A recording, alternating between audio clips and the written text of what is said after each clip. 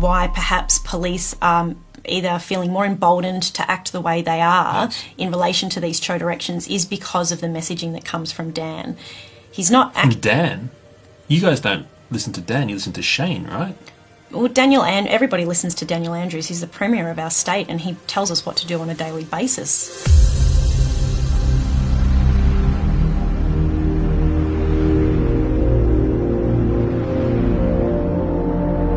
I challenge him to do that because if Daniel Andrews is as popular as he thinks he is, then everybody who supports Daniel Andrews can also come out and protest in favour of him. And Victoria Police can facilitate both sides. And let's see where the numbers fall.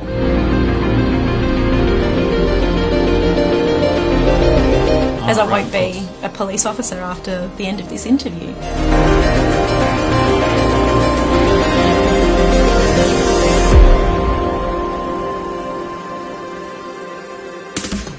I don't know how closely tied Shane Patton is to Dan Andrews and how that relationship works in terms of there being a separation of government and police. It seems to be breaking down. And it really does seem to be that relationship has become more close and more comfortable than the community should be happy with. I think that there's supposed to be that separation. I put it to Kel Glairson, the former Chief Commissioner. I said, people are seeing VicPol as an extended arm, a political arm of the Andrews government. Yeah. To my shock, he said, yes, I think that's correct, they are. I agree with him.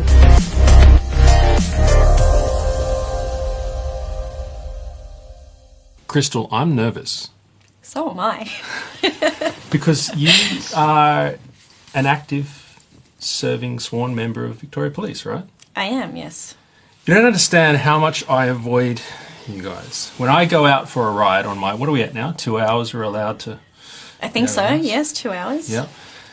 If I'm out riding by myself on the trails and I go slightly beyond my 5 kilometres to 6 or 25, I see you guys on the streets and I want nothing to do with you. So I'm quite nervous that I have VicPol in my studio. It's funny, I feel exactly the same way when I'm in plain clothes and I'm out exercising. And really? I walk past police. I have that same level of apprehension. I have a medical exemption and I don't wear a mask. But so, you are the police. Like, look at the number of chevrons on your shoulder. Well, I'm an acting Senior Sergeant. Okay. Acting Senior Sergeant Krystle Mitchell joins us on the show today. It is an honour to have you here, though a little bit scary. I'm honoured that you would choose to come on here. Why are you here? Well, I'm here for a number of reasons, but I think firstly I probably just want to talk about, who I am and the career that I've had with Victoria Police, and then get into why I came here, because there was a big... thought process and battle of morals and integrity within me about what I wanted to do and how I see my organisation being used during this pandemic, and it troubled me greatly. I've been in the police force for 16 years and I currently work at Gender Equality and Inclusion Command. It's the best job I've ever had in Victoria Police. I love it. I love my job. I love what I get to do for the organisation in terms of creating an equitable and fair workplace for everybody. My bosses are great. My work is great. I couldn't be happier in terms of the work that I do on a daily basis. But behind that is all of my friends that are police officers, that are working the front line and are suffering every day, enforcing show directions that the vast majority, or certainly a great majority, don't believe in and don't want to enforce. And do you mean, when you say majority, do you mean more than 50%? Literally the definition of majority? Because I'm trying to figure out this, how many... Because you can't, people don't understand the gravity of what you're doing today. You're not allowed to do this. No. And so we can't know if your colleagues are 20% loving it, 80% loving it. I don't know. Well, I haven't taken a poll, and I don't think Victoria Police would dare take a poll either.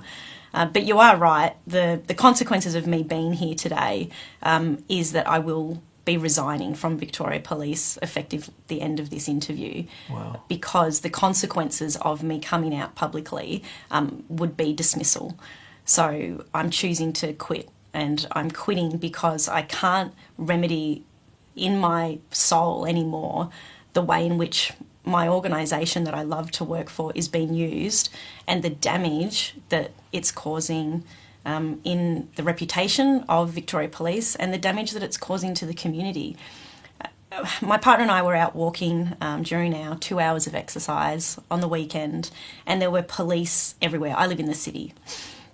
And there was just police everywhere, doing their reassurance patrols, which they're not reassurance patrols. You're not reassuring anybody in the community. You're scaring people in the community that there's that many police out in the city, trying to stop mass gatherings or what have you.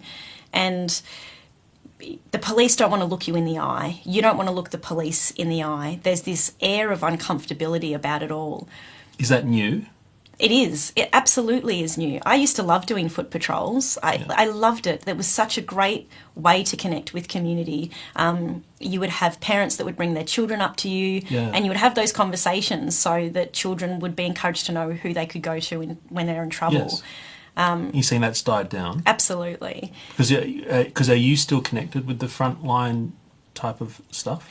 I'm connected in terms of my friends within the police force that work the front line, and the stories that they tell me, and the stories that they share privately on our union Facebook page about their experiences in dealing with the community during the pandemic, and it's really tough on them. Okay, and do you maintain you have a rating or something to be able to go on the able to be deployed? So for active duty. So you have to be OST qualified, and I am OST qualified. What's OST?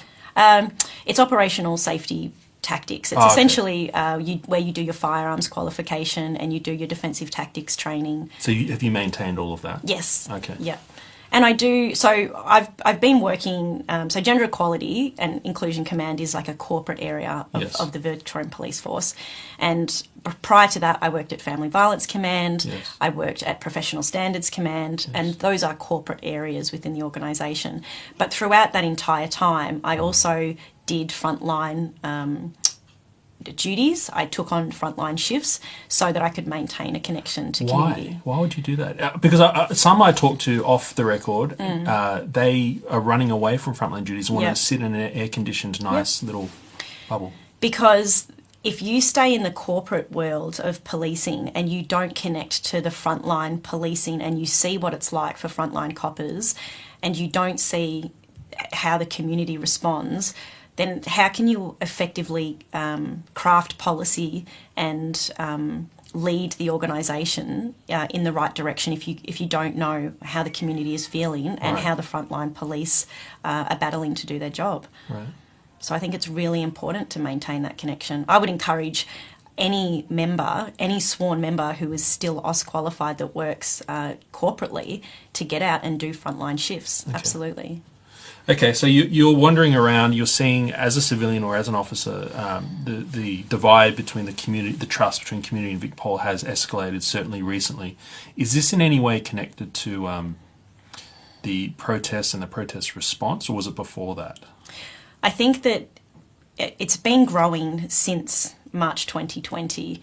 The Cho directives then, the lockdowns. Yes, yeah, absolutely, because the way in which we police now has completely changed, and a vast majority of the focus of policing is on Cho directions that are infringements on your everyday liberties and rights to just freely live in a democratic society.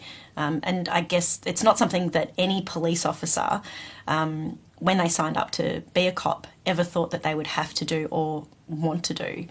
And that's evident in the videos. You only need to see the videos online from the various independent media where you can see the awkwardness in the conversations that police have, the shame that they have. They don't want to be enforcing these directions. They have families that are suffering under these Cho directions, and they're suffering under these Cho directions.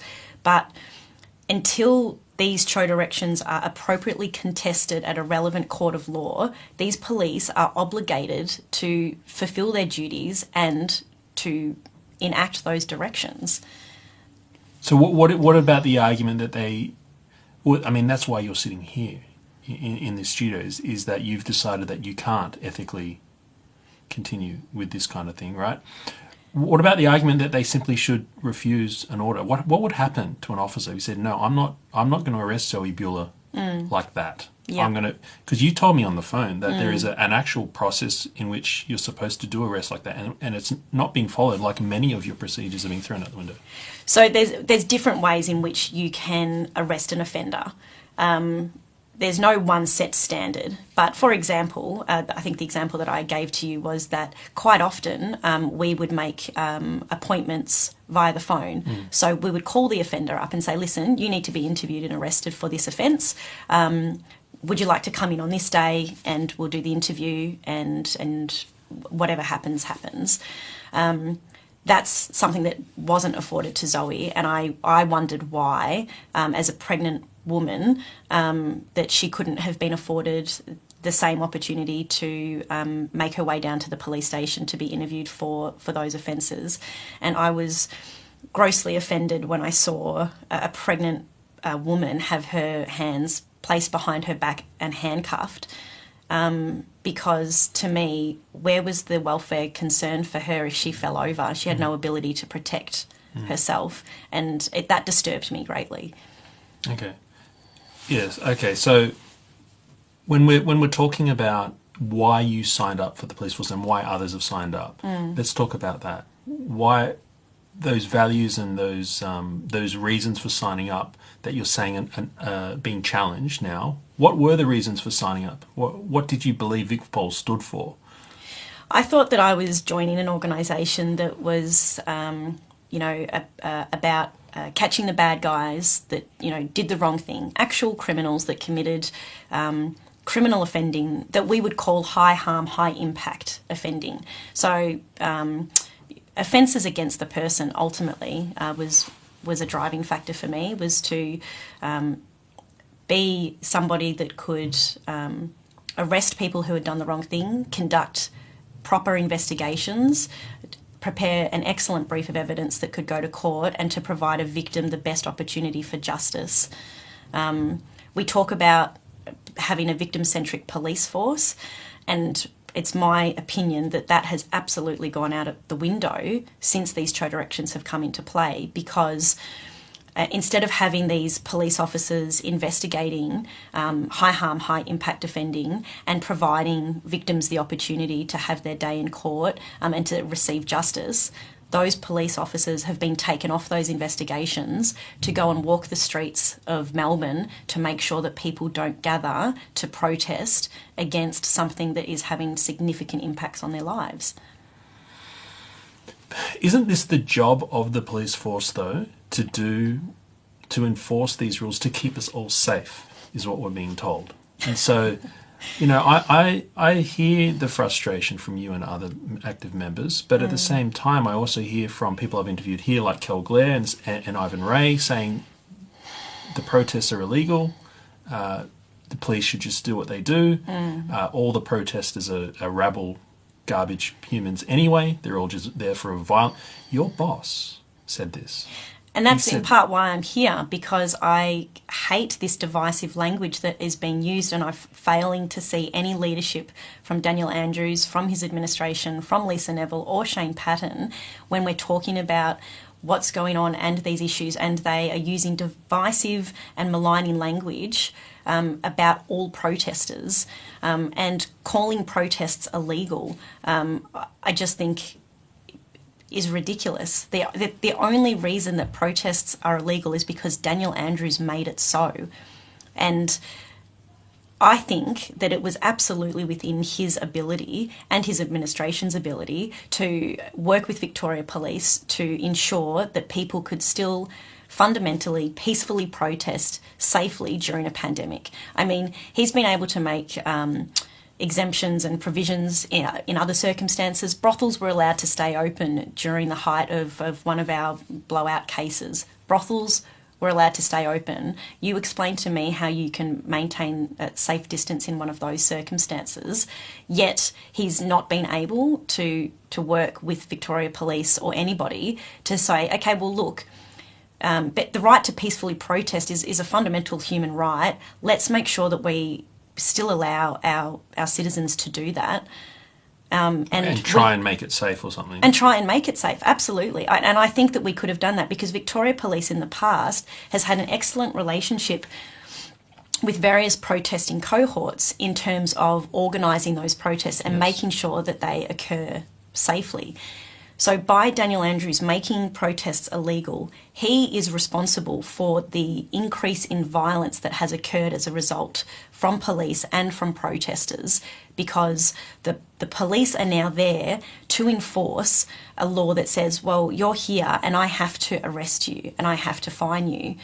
And then you have protesters that are saying, I just want to be here, peacefully protest and say my piece about what I think of Daniel Andrews and these Cho directions, but I don't want to be arrested. I don't want to be thrown on the ground and handcuffed, and I don't want a $5,000 fine. So what are they going to do? They're going to run. They're going to run away.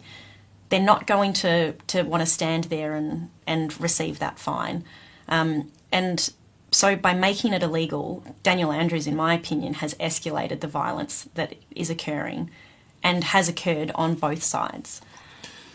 Quick side note, you're as a serving officer with all this beautiful authoritative uniform, you can't. Police Act says you're not allowed to talk against your boss or the government. The Constitution Act says you're not allowed to talk, and your own Victoria Police policy manuals are saying you can't do this. Yes. So what is going to happen to you? I know you said you're going to resign. It's a good question. Well, I'm going to resign, and whether or not I am given my certificate of service and recognition for the 16 years of service that I've given, I guess that will be something for Victoria Police to determine, given that I have broken ranks and breached VPMs and gone against the Constitution Act by not remaining apolitical. Yes, there may be further consequences that I'm not aware of. We just have to wait and see how Victoria Police chooses to respond. So, you're obviously aware then how heavy a decision this is. This is. I worry about you a little. I am trying to not think about it too much because honestly, Matt, if I thought about it too much, I don't think that I would have come here and done it. I am concerned, but I feel more concerned about where my morals sit if I didn't come out and do something and say something. And look, I could have submitted my resignation and I could have waited my 4-week period. Most of are notice. doing this. The other cops, yeah, they're resigning and then coming out, right?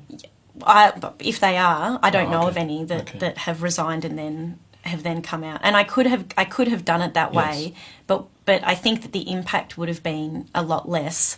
And I think I like my job and I like working for Victoria Police and I'm a proud police officer.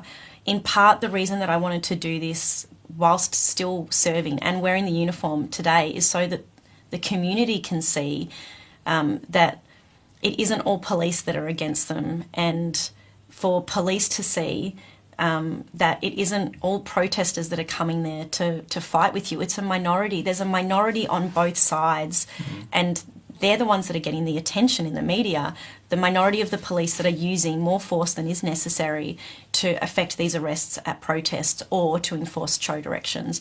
And we've seen that play out. And those members will be held to account.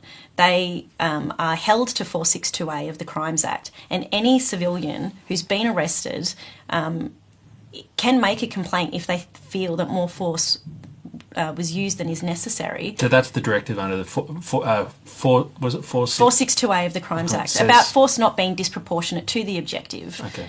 And all police know this. It's one of the first things that you're taught at the academy. Right. So those police that have used more force than is necessary will be held to account. But they are the minority of police that are using excessive force, in my opinion. Conversely, I believe also that it's the minority of protesters that are going there to start fights with police. And I say that from a position of someone who lives in the city, right? And most of these protests have occurred in the city. Yeah. So I would choose to take my daily exercise, my hour exercise, at the time that these protests were occurring, and I would walk around the outskirts of these protests and observe. Oh, okay. So I would observe. So you've seen it firsthand? Firsthand. Yeah. I've seen the police line up. I've seen the protesters protesting. You're in civilian clothes at this point? Oh, absolutely. Yeah. I'm just out walking my dogs, exercising, hoping that the police won't stop me and ask me why I'm not wearing a mask. But anyway, I go and I watch. And what I have observed is that the vast majority of these protesters are there to protest against Daniel Andrews and these Cho directions, and they're doing so peacefully. They are chanting, they're singing, they're dancing, they're calling for people to join them, and they just want to be heard. And then there are these cowards, these absolute cowards that are there to fight with police, and they hide in the protest mass with the mums and dads. They hide in the middle, and then when they reach the front of the line where the police have lined up and said, okay, you can't pass this line, those cowards, from hiding within those protest groups, they throw bricks at police faces and bottles of urine and all other types of objects, and they escalate the violence. Police have to respond to that, and as a result, police do respond and they do escalate, and then innocent protesters who haven't done anything wrong get caught up in that mayhem. And in that mayhem, those cowards run in, they coward punch cops, they kick them when they're on the ground, they break bones, they run away, and then they have the audacity to say that it was the police who initiated the violence. I wish I prepared some footage for this. I actually have seen footage of them where there's a line and they wear like masks and they've got a little backpack on and stuff, and they're carrying things like bricks. And they hunch down and you see them run through the crowd right up to the front, smack a cop, and then run away. Yes. It's like they were in and gone within 5 seconds. Yeah. And I've got no issues with Shane Patton, Daniel Andrews or Lisa Neville specifically identifying those people and saying that they are thugs and that they deserve to be held to account. Yes. But generalising that all protesters are there for one reason, and that's to bat on with the cops, is wrong.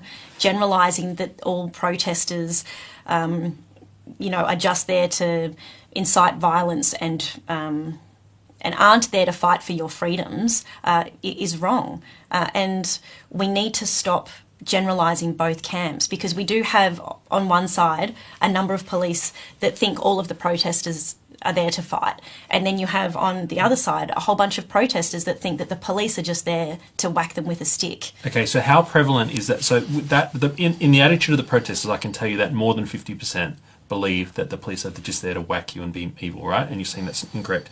In the force, what's the percentage of people in your gut feel that the police think all protesters are terrible? The percentage? Yeah, do most people you talk to think protesters are all there for violence? Or do they believe the line coming from Shane Patton? I don't believe so. Of the police that I've spoken to, and it's been several hundred, more than 300 police from all different areas, so country policing, Melbourne policing, specialist areas, CERT members, Port members. Please explain what CERT and Port are for everyone.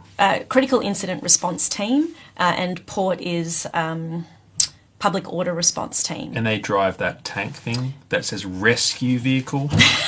Yeah, I had a little laugh at that myself when I saw that in the news as well. That's one of the vehicles that they use. Certainly, I never expected to see that being rolled out to deal with protests. What's it for then?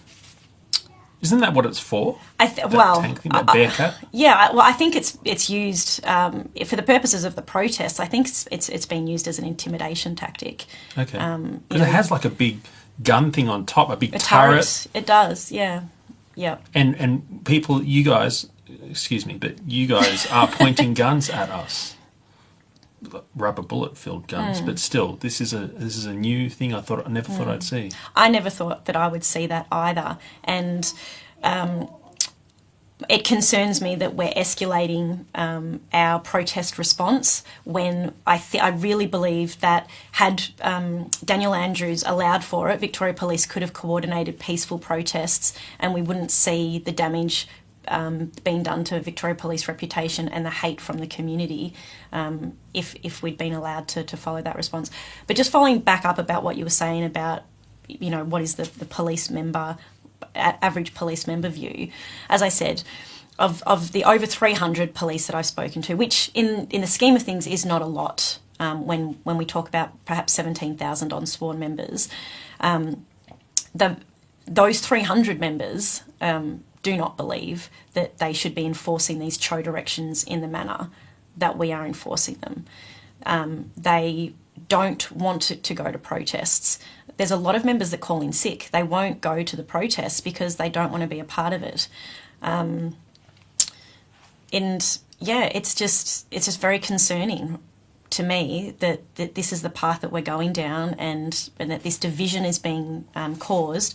And I really mainly wanted to come on here to be a voice, hopefully of reason, to both sides. I'm sitting here as a police officer, you know, saying to other police, don't malign all of the protesters. They're not all there to fight with you.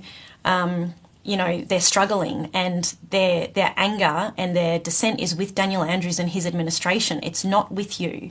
And to all of the protesters that are going to these protests, I want to tell them, the cops that are there, they don't want to fight with you. They don't want to shoot rubber bullets at you. One or two do. Well, yes, look, in fairness, there are police that I think do believe that the protests are unlawful and that all of these protesters should be arrested. But any member that engages in that activity is still required to justify themselves under 462A. So is that what they're being told on the inside, though? Because I'm hearing stories of, I don't know what the right word is, but of command and higher officers like inspectors revving up the troops and telling them, you won't be held accountable, go hard. How realistic is that, what I'm hearing? I've heard that too from other police. I've heard a police member tell me a story that they were on a bus on the way to a protest. And one of those driver buses full of cops. Yes, yeah. So they were on the bus and the police officer in charge, I don't know what rank they were, you know, got up to give them the rev speech, you know, about what they were going to do and what was expected of them when they got there. And he said, you know, don't worry, any and all use of force will be justified by me. And I think that if that's true, it's an incredibly dangerous and irresponsible comment to make as a supervisor, because those members will absolutely be hung out to dry if it's found that they've used more force than was necessary. That will happen. VicPol won't, what he's promising won't come to pass, is what you're saying? Absolutely not. I mean, how can you be so certain? Because every person who has had an interaction with police during these CHO enforcements where they've been arrested and force was used, if that person feels that it was more force than was necessary, they absolutely have a right to make that complaint to Professional Standards Command or to IBAC, and the complaint will be investigated.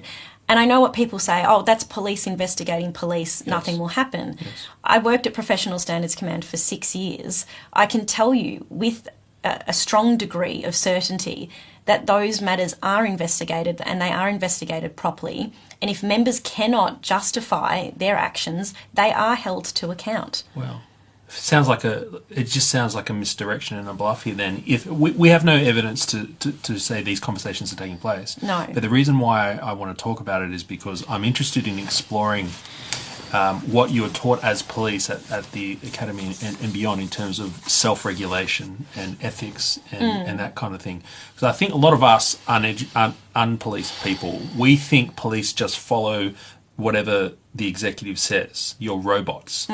But every conversation I have with you and other police, you guys are teaching me that no, you're all taught to individually have a set of standards, ethics, and that you're there to serve the law, not Shane or Dan. We are, absolutely. But it's a mixture of both, right? Because we are a hierarchical organisation where we have a rank structure that you must obey. So the person above you is in charge, and when they give you a direction, if that direction is lawful, you must obey that direction.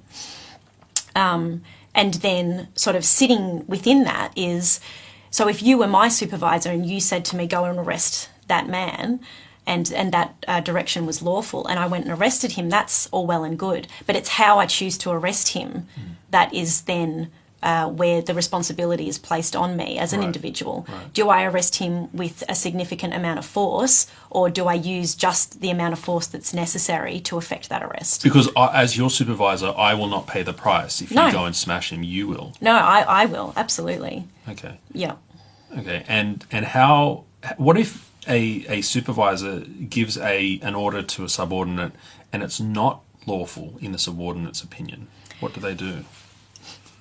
For example, if I am told to go and handcuff a pregnant woman's hands behind her back, and I might be aware that they need to be able to stop a fall with their hands, so I'm not going to do that. Can I disobey that order? Absolutely, but I don't think that member who did that was given a direction to go and necessarily place handcuffs on Zoe and put her hands behind her back.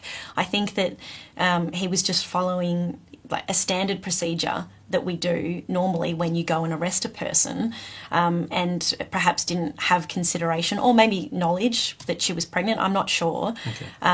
But well, she was screaming, "I'm pregnant." The partner was saying, "She's pregnant. She's pregnant. She's going to ultrasound." Oh, okay. Yes. Bad. But anyway, so the point is of all this little conversation is that members have responsibility on this, regardless of what they're being told. Yes, they do. And they'll have to answer for their conduct. They will. They will have to answer for their conduct. So the minority that have used force will have to answer for that conduct if it's found that force was not proportionate to the objective. And now we can extend this, of course, beyond protests. We're talking about just general show directive policing. Yes. Like the lady we've all seen on a sergeant, or a bit lower than you actually, when she was standing outside the shops and someone took their mask off a metre before the door and she started to berate them and attack them, and they were trying to plead their innocence and whatever.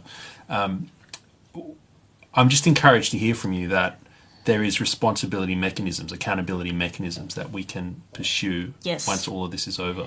Yes, there absolutely will be, and I welcome those inquiries because they're important. I think that the reason or the issue in why perhaps police are either feeling more emboldened to act the way they are in relation to these show directions is because of the messaging that comes from Dan. He's not... From Dan? You guys don't listen to Dan, you listen to Shane, right? Well, everybody listens to Daniel Andrews. He's the Premier of our state and he tells us what to do on a daily basis. So when you sit and you listen to his press conferences and you hear him in the way he talks about how Victoria Police will come out and act with their authority to do these things, I think that it does, create that perception for some police that they're more emboldened, perhaps, to act the way they are. Okay. I've been shocked personally just witnessing, as a copper for 16 years, and I've dealt with a lot of crooks, and I've always tried to treat everybody with decency and respect, regardless of who I'm dealing with. Because I believe that that's my role, and it's my role is not to judge them. That's for the courts. And in this situation and in this environment with show directions, we're seeing, I feel like, a lot more judgment is coming from police right off the bat when dealing with people who aren't wearing their masks or more than 5 or 10 k's away from their home. Isn't that a very good heuristic, though, for a police officer to say you're beyond your 5k, you're probably a bit dodgy protester. You're not wearing your mask, you're probably anti-show directive. It's a mental shortcut, right, for police? Because I've noticed that if you're walking down the street, they want to stop someone towards a protest, they'll just grab the maskless people. Yeah, they will. But are you saying that kind of discrimination's not the right thing to do? I mean, it seems I think convenient thing to do. It does seem the convenient thing to do, but I think perhaps I don't know if you sort of paralleled it against the the conversations and the inquiries that we had in relation to profiling, racial profiling, and the way in which police were responding to crime in certain areas, and certain people in the community felt that they were being targeted because of race, colour and skin colour. Yeah. And what that was well, perhaps that was the easy way out for police at that time. Oh, we're looking for people of this colour, this age, and this ethnicity. Oh, that person there fits that description. We'll go talk to them, and we'll go and. You're see saying what they're that's doing. not good. That was wrong. Racial profiling. Yeah. Racial profiling. Well, it seems is very obvious, wrong. right? Okay, so racial profiling is wrong. Yes. So the profiling that we're doing now because of COVID, I'm wondering if that's equally problematic. I think it is, but I think that also police are in a very difficult position in terms of trying to do what they're told and enforce these directions and maintain a balance of human rights. Okay. Can I ask this question? In your opinion, who's the problem here? I get the sense you're putting the blame on Dan Andrews primarily. I am, yes. Okay.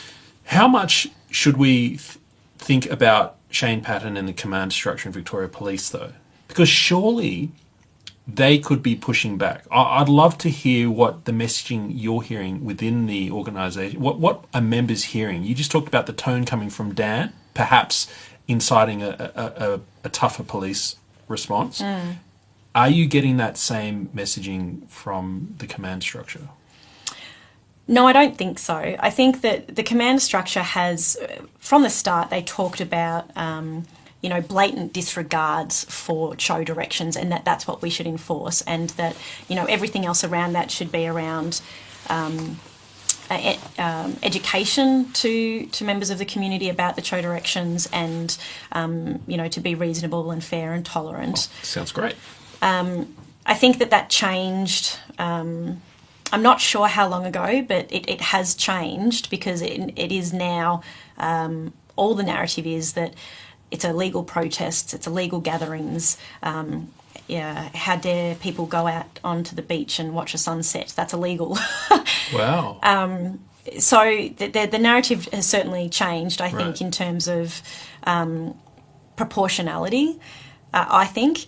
But I can't say that Shane Patton or anyone in his command, to my knowledge, has come out and said any of these insightful things on buses to police members. Yes. And I absolutely think that Shane would come out and condemn any inappropriate, disproportionate use of force. Okay.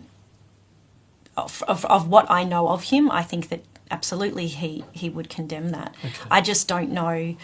I don't know how closely tied Shane Patton is to Dan Andrews, and how that relationship works in terms of there being a separation of government and police. It seems to be breaking down. And it really does seem to be that relationship has become more close and more comfortable than the community should be happy with. I think that there's supposed to be that separation. And attention. I would like to see attention. I liked it when Dan Andrews said we need to have a curfew by 1 p.m. or I can't remember what it was, and then Shane Patton said, I'm sorry, we can't. Yes. We can't put up a ring of steel. Yeah, and pushed back, yeah. Yeah, and for whatever reasons, operational reasons, but we shouldn't see them as a political arm of the government. I put it to Kel Glairson, the former Chief Commissioner. I said, people are seeing VicPol as an extended arm, a political arm of the Andrews government. Yeah. And to my shock, he said, yes, I think that's correct, they are. I agree with him, and that is also in part why I'm here today, because as a police officer, I must remain apolitical.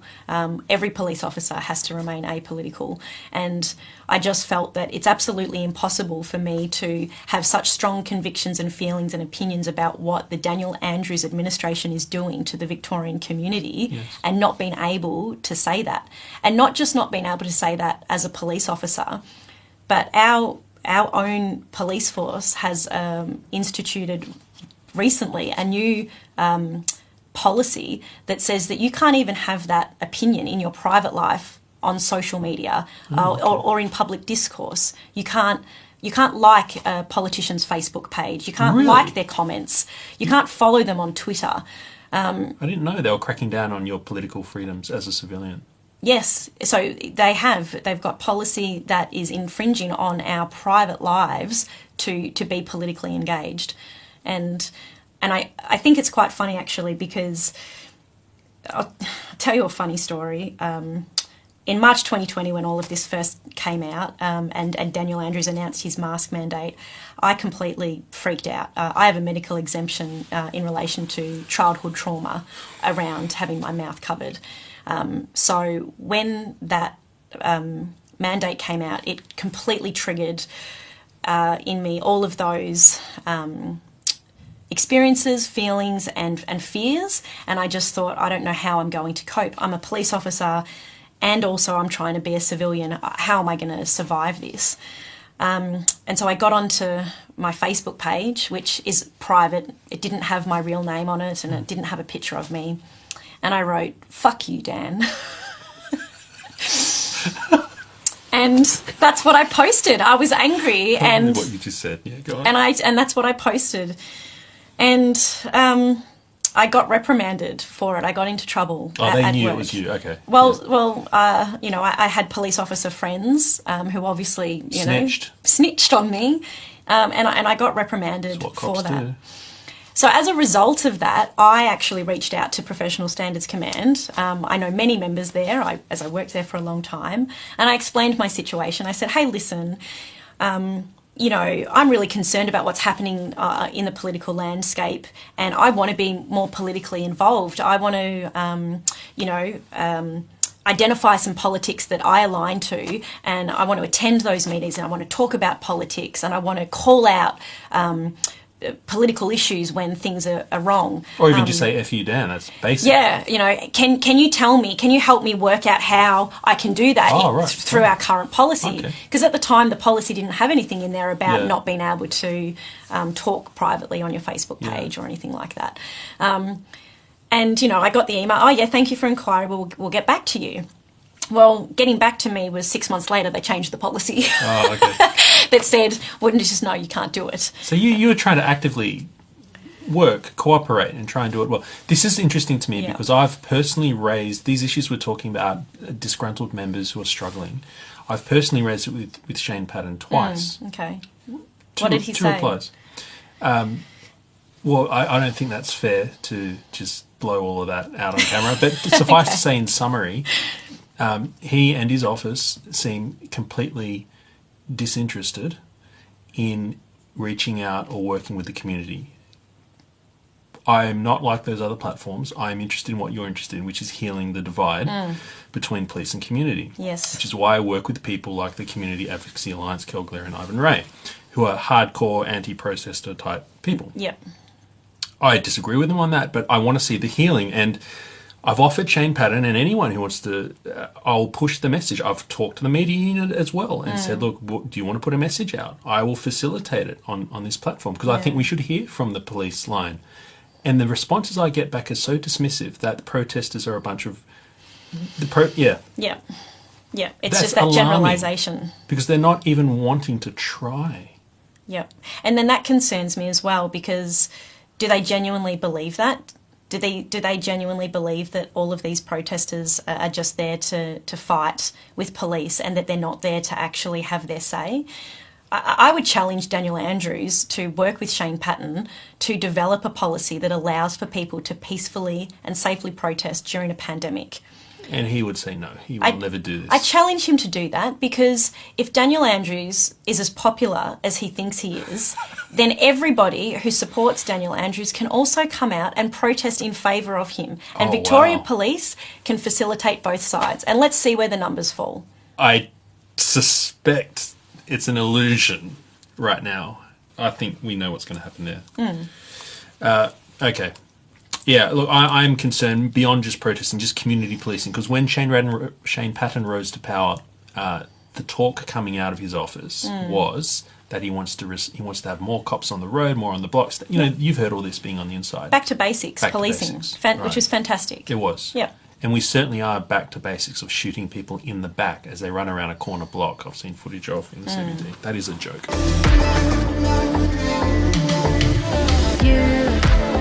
Breathing to all of my dreams.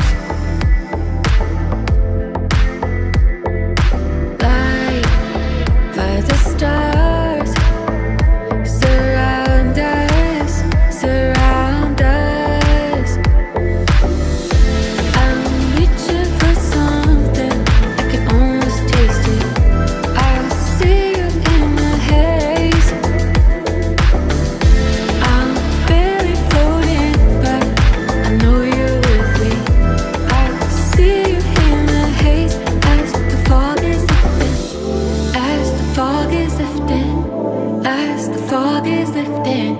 You've been here all along. The fog is lifting. As the fog is lifting. As the fog is lifting. You've been